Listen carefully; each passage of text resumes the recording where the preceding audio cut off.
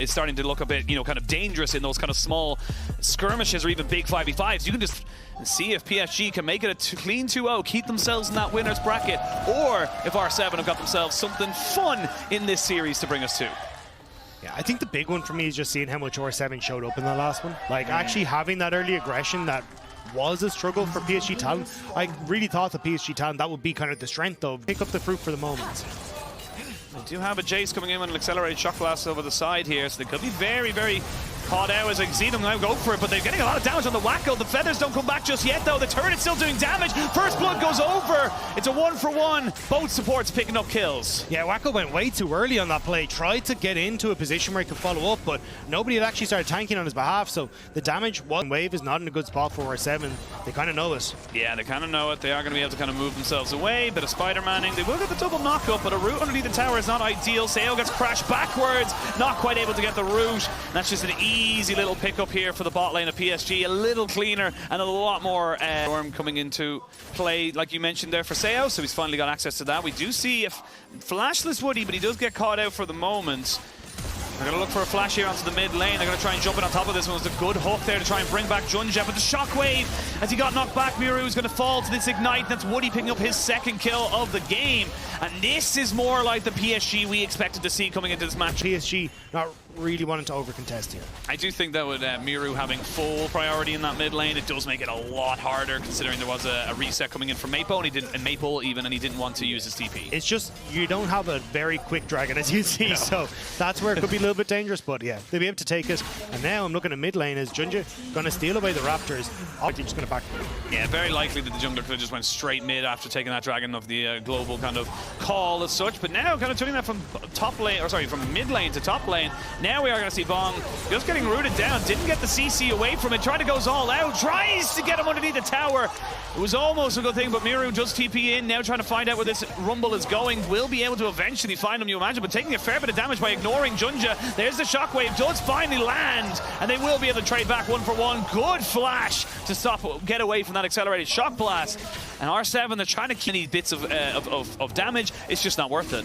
Yeah, they could try and push mid very, very quickly and lean over towards the Rift Tower with the numbers advantage that they have, but with the resets coming through, they're not in a position to do so. So PSG now are going to get Dragon. They should get good damage. I think they should get bot terror off this play, but also, I mean, even with the position, just going to slam Wako in the lane by himself and let him scale, let him get his items, so as we kind of make plays elsewhere on the map. So for PSG, this is exactly where their comfort spot is. Maple, though, maybe not being so comfortable. Oh, he just had a sixth sense about it. Eyes are crossing their T's, and it's R7 who are going to start feeling the panic. Like now, it means they can't contest. Yeah, there's nothing you can do. I mean, this is kind of just like a walk home now for PSG. Yes, you've got this incredibly strong pick in the Orianna, but even she's had to opt towards a Banshee's Veil, which, because of, well, Baron up on the map, your opportunities to find that scaling aren't there. I've seen this one before on the other side of the map. I know how this movie ends, but this time, Mireu is also going to go for a shockwave, comes in just to delay it, but it's the same result every time, and again Bong comes in just to find his laner already dead. Yeah, call it the Canadian, the maple tree going absolute in the map, like almost like a 5-man at all times, and then as soon as they kind of realize, okay, we don't need to do that, they get kind of caught out, and then all of a sudden it's predictable. So it does feel like a catch-22 for them, damned if they do, damned if they don't, and PSG are just comfortable. Yeah, I mean, at this stage, hang on, engage. Yeah, engage comes in, they're going to get the ultimates out, but can they get the damage in? That is the question. The nautilus goes down, the turret finally goes in, Oddie does flash away, the shockwave good to catch Wako,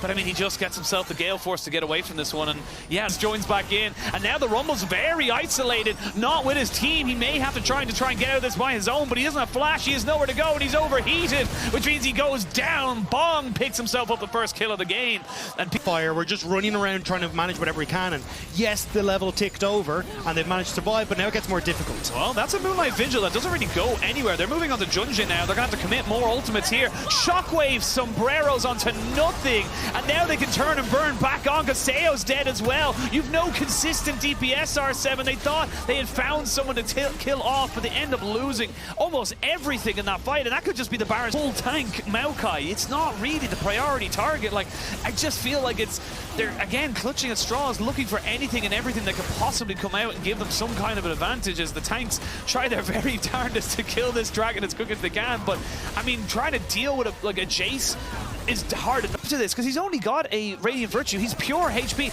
what's going to happen there? Like, you don't understand it. You don't really throw it. They're panicking, and it feels bad. But finally, they look to try and make a play. But again, onto Junja, the tank. They're throwing everything in the kitchen sink at it. But now the knockups into the charm. Sales already lost his Featherstorm.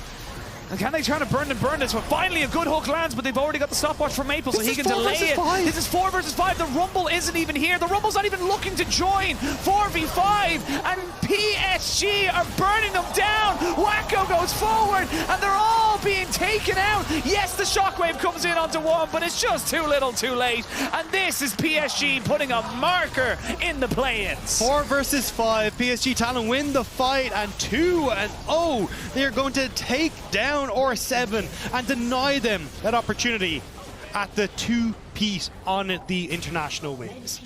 I mean, PSG were the favourites coming in. Game 1, R7 definitely showed a bit of life. Game 2, they just looked lost, floundering. PSG got themselves warmed up, got themselves back into the series, and really put down the herd. Really well done there from PSG.